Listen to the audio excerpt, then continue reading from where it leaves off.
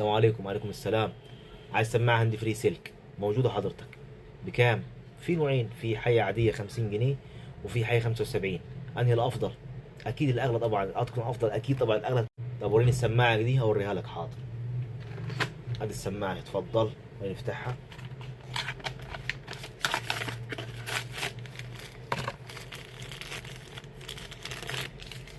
دي نظيفة يعني؟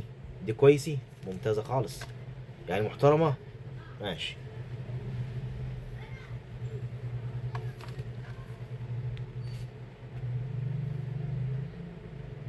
ايه تمام.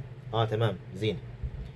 طيب ما تشغل ببجي محيطي؟ عشان انا ملعب كثير، عايز ببجي تكون محيطية لا مش محيطيه دي، يعني وضع متوسط شغاله حلو، في معاك مكالمات مش عارف ايه. طب ما انا عايزها وضع محيطي.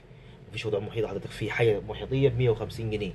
طب ودي ما بيشتغلش وضع محيطي. طب دي اخر رقم، اخرها 75. النهايه اللي احنا جايك من اخر الدنيا يعني، انجز خلص يعني قدرنا يعني. دي عشان خاطرك انت يا سيدي تبقى 65 اخرها. يعني 40 تنفع شيء؟ لا والله حضرتك ما تنفعش والله. يا عم 40، طب 45 تنفع شيء؟ ولا 50 تنفعش، نهايتها خالص 65 جنيه بعد الخصم. طب يا استاذ انا جايك من اخر الدنيا يعني، راعينا يعني، ما ينفعش يا استاذ. طب فيش حاجه تانية انضف منها توريهاني؟ انضف منها حضرتك 150 جنيه. طب ممكن نشوفها؟ لا والله ما عنديش.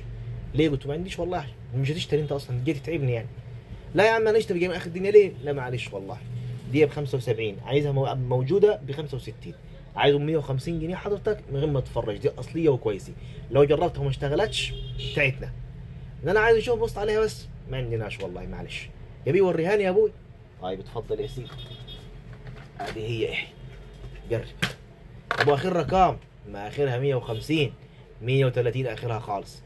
100 جنيه تنفعش يعني؟ طب بعد اذنك هات السماعه دي. عندنا سماعات.